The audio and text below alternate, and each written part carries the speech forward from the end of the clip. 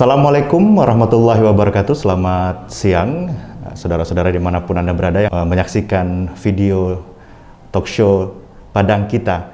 Nah, hari ini kita akan membahas tentang bagaimana kita menghadapi atau kesabaran di masa pandemi.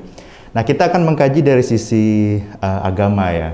Dan hari ini bersama saya, Arya, hadir Ustadz Taheransyah. Beliau adalah pendai dan juga dosen di Universitas Muhammadiyah Sumatera Barat. Assalamualaikum Ustadz. Waalaikumsalam warahmatullahi. Dan kita akan berbincang-bincang mengenai bagaimana kita menghadapi pandemi COVID yang saat ini bukan hanya terjadi di Sumatera Barat tetapi juga di seluruh hampir belahan dunia. Nah Ustadz, seperti yang kita ketahui bahwa pandemi COVID saat ini kan bukan hanya di Sumatera Barat ya, tapi hampir di seluruh daerah gitu, bahkan di seluruh pelosok dunia. Kalau kita menyikapinya harusnya seperti apa nih Ustadz dengan pandemi COVID ini dilihat dari sisi agama kita, agama Islam? Terima kasih. Bismillahirrahmanirrahim. Assalamualaikum warahmatullahi wabarakatuh. Alhamdulillahirabbil alamin. Salatu wassalamu ala asrafil anbiya'i wal mursalin wa ala alihi wa ashabihi ajma'in. Bersyukur kita kepada Allah, salawat dan salam kepada Rasulullah sallallahu alaihi wasallam. Allahumma shalli ala Muhammad wa ala ali Muhammad. Terima kasih.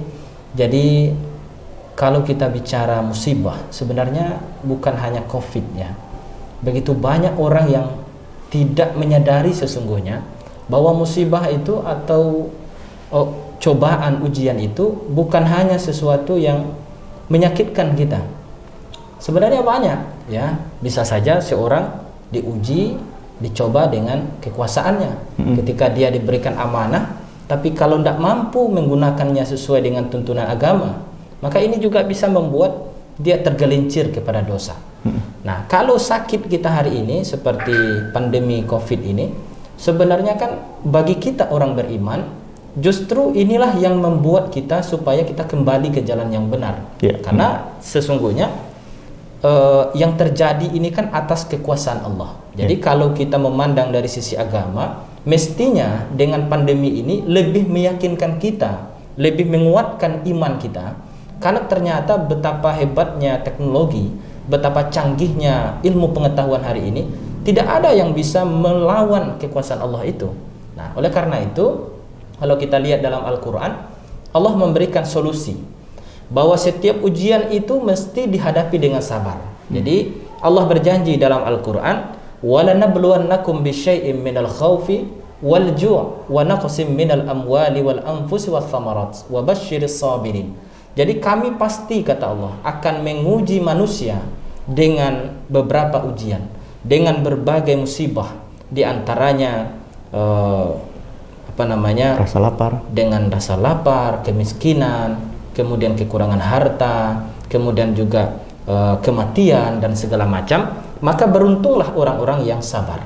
Nah, orang yang sabar ini, apa yang bisa kita lihat dari sikap sabar itu?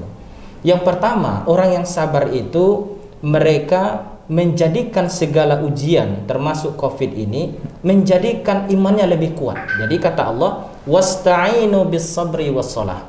Maka mohonkan perlindungan kepada Allah dengan sabar dan salat. Dalam artian apa? Ketika kita betul-betul beriman, akan muncul rasa sabar itu. Tapi kalau kita tidak memiliki iman yang kuat, sedikit saja goncangan, sedikit saja ujian, ini akan membuat seseorang tadi jadi goyah. Ya, ada kegoncangan di dalam hatinya. Ada kekecewaan terhadap keadaan. Padahal tidak ada yang terjadi ini, kata Allah. Wa ma khalaqta hadza batila. Subhanaka faqina adzabannar. Tidak ada satupun yang terjadi di dunia ini yang tidak ada manfaatnya. Semuanya itu pastilah memberikan manfaat bagi manusia. Tapi kalau Ustadz lihat sendiri nih ya, selama dari bulan Maret kita hadapi pandemi ini di Sumatera Barat. Bagaimana Ustadz melihat masyarakat di Sumatera Barat, khususnya di Kota Padang, dalam menghadapi pandemi ini? Jadi pertama kita harus bisa menyesuaikan diri ya, karena pandemi seperti ini ya, seperti yang kita sampaikan tadi, sehebat apapun ilmu kita, secanggih apapun teknologi, tidak bisa melawan kehendak Allah ini. Lalu kita sebagai manusia biasa yang lemah ini, tentu kita harus memiliki tingkat ketaatan kepada Allah. Bagaimana taatnya kita kepada Allah? Tentu dalam Al-Quran dan hadis-hadis Rasulullah, Nabi juga memberikan penjelasan bagaimana sikap kita dalam menghadapi ujian itu. Kalau kita berada di suatu daerah, kata Nabi, jangan keluar. Untuk apa? Ada lockdown, ya, ada dilokalisir, dalam arti mempersempit wilayah daripada penyebaran virus itu sendiri. Nah, kalau kita berada di luar daerah yang tidak terkena virus atau tidak terkena pandemi, jangan masuk ke sini. Dalam arti ya kita saling menjaga. Makanya ada beberapa protokol kesehatan yang sudah dikaji ya oleh para ahli, para dokter, kemudian sudah menjadi ketetapan Badan Kesehatan Dunia ya. Minimal kita jaga jarak, pakai masker, kemudian cuci tangan. Nah, kita sebagai orang beriman, di samping itu ya dengan keyakinan kita yang mantap, kita berdoa kepada Allah, mohon pertolongan dari Allah, dan tentu juga harus ada ikhtiar kita. Mungkin juga misalnya dengan senantiasa berwudu, karena ini bahagian dari ajaran Islam, di mana proses penyebaran itu kan bisa lewat bersalaman, bisa lewat udara ketika kita bersin dan tidak menutup mulut kita. Pada dalam agama kita, Nabi mengajarkan kalau kita bersin, di samping kalau kita mendengar saudara kita bersin, maka dijawab. Kemudian kita juga dianjurkan untuk menutup mulut, baik itu dengan telapak tangan atau kalau tidak dengan bahagian lengan ataupun sesuatu yang bisa menutup. Nah, sebenarnya kita dalam Islam itu sudah diberikan semacam ajaran preventif ya, sebelum terjadinya sesuatu sudah diberikan semacam rambu-rambu agar ini bisa kita jadikan sebagai kebiasaan di dalam kehidupan kita. Artinya Islam sebenarnya sudah mengajarkan bagaimana cara menghadapi musibah ini ya. Betul. Karena memang sepertinya musibah ini bukan musibah yang pertama kali ada. Karena dulu zaman Umar juga pernah ada gitu ya. Jadi memang ya ada sebenarnya musibah yang harus kita takuti. Dalam arti apa? Banyak orang yang lengah daripada itu. Ketika seseorang tidak ada lagi iman di hatinya, inilah sebenarnya musibah yang di atas musibah. Artinya apa? Musibah yang begitu besar. Ketika mereka hidup tanpa iman, itu tidak ubahnya seperti mayat berjalan. Kalaupun nyawanya masih ada, jasadnya masih bisa bergerak, tapi kalau tidak ada iman di hatinya, maka sebenarnya ya inilah musibah yang paling besar. Jadi kalau hari ini kita diuji dengan sakit, itu sebenarnya sejak zaman manusia ada, sejak zaman Nabi Adam sampai sekarang tetap saja orang ada yang sakit. Memang penyakitnya berbeda-beda namanya, ya kan? Sejak dahulu orang miskin tetap juga ada sampai sekarang. Kalau ada soal ekonomi misalnya kan, namun ada hal yang paling mendasar sebenarnya bagi kita orang beriman. Kalaulah iman itu tidak ada lagi dalam hati kita, kita lebih takut umpamanya kepada COVID-nya dibandingkan dengan Allah yang menciptakan, ini sudah sangat berbahaya. Karena inilah sebenarnya bagi kita orang beriman, mestinya penyakit, musibah, cobaan itu menjadikan kita semakin dekat dengan Allah. Tapi kalau misalnya kita lihat saat ini kan banyak masyarakat yang belum siap gitu ya Ustadz ya. Dari Maret apalagi sampai sekarang itu banyak sekali misalnya dari segi usaha yang terdampak oleh pandemi ini. Masyarakat mengeluh ekonomi tidak berjalan. Nah, ini kan bukan selain masalah COVID, masalah ekonomi juga jadi masalah. Nah, berarti kan ujiannya kan double nih Ustadz ya. Betul. Nah, terus bagaimana langkah kita seperti apa nih Ustadz di masa ini? Baik kita yang berbisnis atau kita yang bekerja misalnya di kantor atau? Betul. Jadi memang dampaknya itu multi dimensi ya. Jadi tidak hanya soal orang yang sehat kalau sudah kena virus bisa sakit, tapi juga banyak dampak lain. Ya bisa saja ekonomi, bisa pekerjaan yang berhenti gitu ya. Karena itu kita sebenarnya mau tidak mau tentu harus memiliki inovasi. Jadi kalau hari ini anak-anak sekolah itu sudah banyak yang lewat online, kuliah pun lewat online, saya kira jual beli pun sebenarnya harus kita menuju ke arah itu. Jadi orang hari ini karena situasi dan memang trennya itu 4.0 itu kan revolusi industri yang mengarah kepada pemanfaatan teknologi. Jadi kita mau tidak mau, kalau kita punya usaha sebenarnya tidak menjadi penghambat kita berada di rumah. Toh selama ini Kalau kita lihat umpamanya di media sosial ataupun di televisi, yang perusahaan-perusahaan besar itu hari ini sudah mulai bergerak dari sistem konvensional yang harus menyediakan tempat, harus menyewa ruko, harus menyewa ataupun menggaji karyawan. Mereka sudah mulai memakai sistem aplikasi. Nah, artinya apa? Sebenarnya kita kan sudah diberikan potensi oleh Allah. Misalnya dalam Al-Quran, Allah katakan, laqad khalaqnal insana fi ahsani taqwim. Sungguh kami telah menjadikan manusia itu, kata Allah, sebagai sebaik-baik penciptaan, lengkap, sempurna. Allah berikan akal. Allah berulang-ulang dalam Al-Quran, afala taqilun. Untuk apa Allah berikan akal? Nah, kalau kita lihat sederhananya, cacing saja yang tidak punya otak itu, tidak punya saraf dia, kemampuan berpikir saja bisa hidup. Maka sebenarnya bermula dari sebuah keyakinan dan iman yang mantap. Orang kalau dia beriman, biasanya berefek kepada amalnya. Jadi kalau dia beriman, tahajudnya mantap, doanya khusyuk, solatnya khusyuk, saya kira Allah pasti akan membukakan jalan.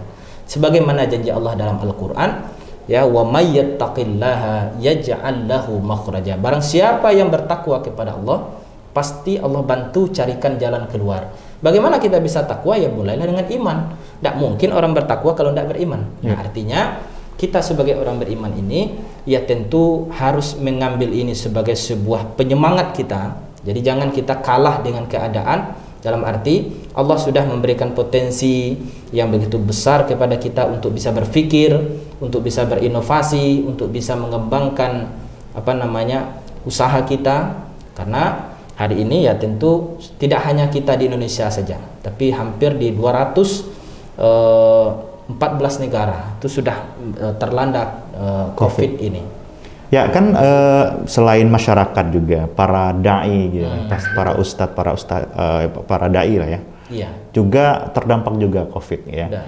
Banyak dari para ustadz kita yang tidak bisa menyampaikan kajian karena dulu sempat ada PSBB, masjid sempat dibatasi. Betul. Nah, dari sisi dakwah sendiri, para ustazah atau juga para dai ini mau balik ya, itu sampai sekarang seperti apa nih? Baik, sebenarnya ya itu tadi, seorang dai tidak boleh mentok pada situasi seperti ini. Karena apa? Karena perkembangan teknologi sebenarnya sudah menembus batas ruang dan waktu. Ketika kita memanfaatkan teknologi, bersinergi dengan teknologi, artinya kita jadikan itu sebagai media dakwah, maka ketika kita berdakwah umpamanya lewat media sosial yang semua orang bisa mengakses dengan terbuka, kemudian kita bisa memakai teknologi YouTube misalnya kan, ataupun teknologi yang lain, saya kira tidak ada kata berhenti untuk berdakwah, meskipun kita tidak secara luring ataupun tatap muka, tapi kita bisa masih secara online ya. Jadi kita bisa berdakwah dimanapun sebenarnya. Justru semakin lebar kesempatan. Kalau umpamanya kita berdakwah secara, ya katakanlah seperti biasa itu di sebuah masjid, katakanlah seramai-ramainya orang umpamanya 150 orang, 200 orang dalam suatu pengajian, itu masih sedikit kalau dibandingkan dengan jamaah yang tersebar di HP mereka masing-masing. Iya, benar. Karena mereka tetap buka HP, mereka tetap menonton video. Kalau umpamanya kita kemas konten-konten dakwah itu dengan baik, dengan kreatif, saya kira dakwah hari ini ya di samping ya tidak boleh kita meninggalkan jati diri kita di masjid, tapi tetap juga kita memanfaatkan teknologi karena situasinya yang mengharuskan kita untuk menjaga jarak kita, tidak ada semacam keleluasaan seperti biasa untuk untuk berkumpul-kumpul. Kenapa? Di samping kita menjaga diri kita, juga orang yang berada di sekitar kita. Karena ya inilah bahagian daripada ibadah sebenarnya. Menjaga orang lain sesungguhnya adalah bahagian ibadah kita. Makanya kata Nabi, al-muslimu man salimal muslimuna min lisanihi wa yadihi. Seorang muslim itu adalah orang yang mampu menjaga orang lain, muslim lainnya, dari kejahatan lidah dan tangannya. Artinya kalau kita hari ini misalnya dengan mulut kita, dengan ucapan bisa menyinggung orang, kalau dalam kondisi pandemi seperti ini, mungkin dengan kita berdekatan itu juga bisa membuat orang terzolimi, dalam arti bisa menularkan atau tertularkan oleh virus yang ada. Nah, kalau misalnya Ustadz sendiri melihat orang-orang yang masih belum percaya ya, kan ada tuh orang yang tidak percaya sama COVID-19. Mereka anggap ini konspirasi. Nah, Ustadz sendiri melihat masyarakat yang masih berpikiran seperti ini, seperti apa kira-kira? Baik, jadi sebenarnya kalau Allah berkehendak, tidak ada yang tidak mungkin. Jadi persoalan penyakit, memang dulu tidak pernah ditemukan ada penyakit seperti ini yang berimpak ataupun memberikan dampak yang sangat luar biasa sampai pengaturan ibadah masjid di masjid kita, ibadah haji, umroh juga dibatasi ya. Maka sebenarnya kembali kita kepada ajaran Islam bahwa kalau Allah berkehendak, wa idza amruhu idza arada syai'an ayyaqula lahu kun fayakun. Yakinlah bahwa kekuasaan Allah itu tak terbatas. Jadi tidak bisa hanya diukur dengan logika kita. Contoh saja misalnya ketika Nabi sepulang dari peristiwa Isra Mi'raj dengan izin Allah dan kehendak Allah itu, Nabi diperjalankan hanya 2/3 malam menempuh batas atau jarak itu ratusan bahkan miliaran kilometer kalau diukur secara nalar manusia. Sehingga banyak orang yang tidak percaya. Orang yang semulanya beriman, banyak mereka yang karena hanya mengukur lewat logika, saat ini bisa seperti ini atau memang apakah ada atau tidak. Nah, saya kira kita kembali karena bukti sekarang contoh yang ada saya kira banyak sekali. Tidak mungkin sekiranya dalam suatu bangsa, seberapapun buruknya suatu bangsa, untuk membuat semacam kebohongan secara berjamaah, saya kira pasti ada orang yang akan memprotes, ada orang yang akan meluruskan. Nah, artinya apa? Kalau sekiranya masih ada yang tidak percaya, mestinya lebih banyak lagi belajar, lebih banyak lagi melihat langsung, kalau perlu datang ke rumah sakit, lihat betul tidak ada orangnya. Walaupun memang ada juga informasi ya, itu kan hanya tidak tahulah kita apakah benar atau tidak. Ya, tapi yang jelas kita, kalau saya secara pribadi ya tentu sudah melihat dan mendengar secara langsung dari orang yang sekarang sedang dirawat di rumah sakit. Beliau ada salah seorang dosen saya yang memang nggak tahulah kita di mana kenanya, keluarga beliau juga terpapar. Kemudian beliau sendiri sedang diisolasi dan dirawat secara intensif di rumah sakit M. Jamil. Bahkan ada juga mahasiswa saya yang bahkan beliau tidak pernah pergi ke luar daerah. Beliau sebagai seorang petugas masjid mungkin terpapar dari jamaah yang hadir datang ke masjid. Nah, sekarang alhamdulillah Allah berikan kesembuhan, beliau sudah bisa kuliah seperti biasa. Nah, artinya apa? Memang penyakit itu beraneka ragam dan itu bisa saja terjadi kalau Allah berkehendak. Nah, sebenarnya kalau kita tidak percaya ya tentu harus dicari pembuktian. Nah, bukan hanya sebatas berbicara saja. Tapi kalau memang kita tidak yakin dengan adanya COVID ini, carilah pembuktiannya. Betul tidak? Artinya bertanya kita kepada ahlinya, kemudian kita baca referensinya atau kita lihat bukti dan fakta di lapangan. Saya kira orang-orang seperti ini ya tentu mungkin karena kekurangan ilmu pengetahuan, tidak mau belajar, hanya menerima katakanlah apa yang sudah dipahami sejak dahulu. Sementara dunia ini terus berubah. Dulu tidak ada penyakit kanker seperti yang hari ini. Ya kan? Sekarang banyak macam penyakit. Serangan jantung saya kira belum ada sejak dahulu, tapi sekarang sudah ada. Artinya apa? Dalam hidup ini tidak ada yang tidak mungkin. Kalau Allah itu menghendaki, Allah bisa saja menurunkan penyakit mungkin yang berbeda dengan pandemi ini. Nah, jadi seperti itu. Artinya tugas para pendai sama beratnya sama pemerintah ya. Artinya ikut serta mengedukasi jamaah, ya kan? Betul. Yang tidak percaya harus bukan harus tapi percaya bahwa COVID ini benar-benar ada gitu ya. Kemudian bagaimana meyakinkan mereka dengan protokol kesehatan yang telah ditetapkan oleh pemerintah, mengikuti aturan protokol kesehatan pemerintah. Nah, Ustadz sendiri juga sebagai seorang dosen. Kalau di lingkungan kampus sendiri seperti apa ini? Penerapan protokol kesehatan yang diterapkan? Kita di Universitas Muhammadiyah Sumatera Barat, alhamdulillah semenjak Maret itu sudah menjalankan dan sudah memberikan edukasi kepada seluruh sivitas akademika, mulai dengan pembelajaran dan pekerjaan kita work from home. Itu beberapa bulan kita lakukan sesuai dengan arahan dari pemerintah, dengan baik itu pemerintah pusat, kemudian Kementerian Pendidikan. Dan terakhir kita wisuda pun secara daring. Jadi disitulah momentum seorang orang tua bisa memindahkan kuncir jambul daripada wisuda toga anaknya sendiri. Kemudian terakhir kita penerimaan mahasiswa baru dalam masa orientasi, kalau kita di Muhammadiyah namanya masa ta'aruf, itu diikuti dengan hampir 1.000 mahasiswa baru. Itu dilakukan daring. Jadi mereka tetap kita buatkan aturan ketat, misalnya mereka harus memakai peci yang laki-laki, mereka harus pakai dasi, mereka harus memakai baju warna putih, formal ya, tetap formal meskipun mereka berada di rumah masing-masing. Dan kita memberikan semacam aturan-aturan dalam proses masa ta'aruf itu, misalnya mereka harus isi absen. Dan sekarang kan dengan kecanggihan teknologi kita bisa sebarkan absensi online, ataupun kita bisa memanfaatkan Google Form, sehingga mereka tidak, ya artinya mereka tidak seenaknya dalam mengikuti masa ta'aruf atau orientasi itu. Betul-betul targetnya nanti yang menjelang berakhir. Kalau sekiranya sudah berakhir, ya tentu ini menjadi modal juga bagi kita. Jadi bisa menghemat waktu, menghemat biaya, tenaga untuk bisa melakukan proses perkuliahan. Sekarang kita di kampus tetap disediakan cuci tangan, pakai masker, sholat juga pakai masker, jaga jarak, kemudian juga kita di kampus tetap menjalankan protokol kesehatan. Tapi di kampus sekarang masih daring berarti ya? Masih. Ya, kita masih daring, dan kalau memang ada hal-hal yang sangat emergensi yang tidak memungkinkan secara jarak jauh, maka tentu kita atur.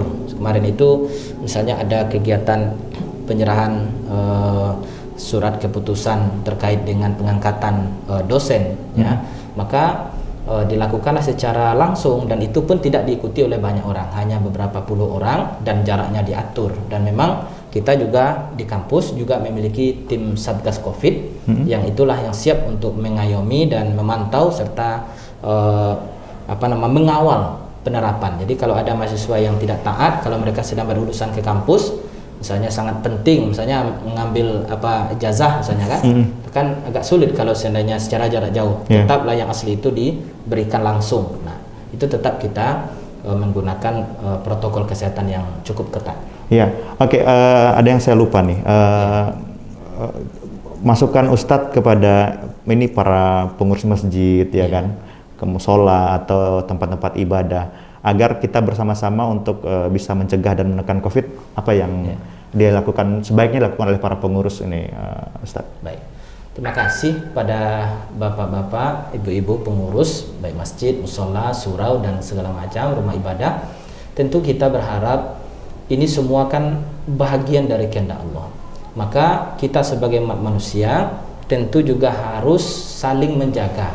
Pertama, tentu sesuai dengan arahan pemerintah, kita cukupkan segala bentuk kebutuhan protokol kesehatan. Sediakanlah tempat cuci tangan, ya kan, kalaupun tidak ditaruh di suatu tempat yang khusus, bisa ditaruh di dekat tempat mengambil wudhu. Jadi disiapkan misalnya sabun ataupun hand sanitizer di setiap tempat masuk. Dan tentu yang kedua, setiap jamaah itu kalau perlu kita minta salah seorang petugas untuk mengecek suhunya. Jadi bisa dipakai termogon, ya. Jadi bisa dicek setiap jamaah yang masuk, nanti bisa dicek dulu berapa suhunya. Kemudian setelah itu, kalaupun umpamanya tidak lagi diberikan semacam jarak seperti yang dulu kan sangat ketat, nah tentu minimal diberikanlah semacam himbauan dan pemahaman kepada jamaah agar membawa sajadah masing-masing. Sehingga apa?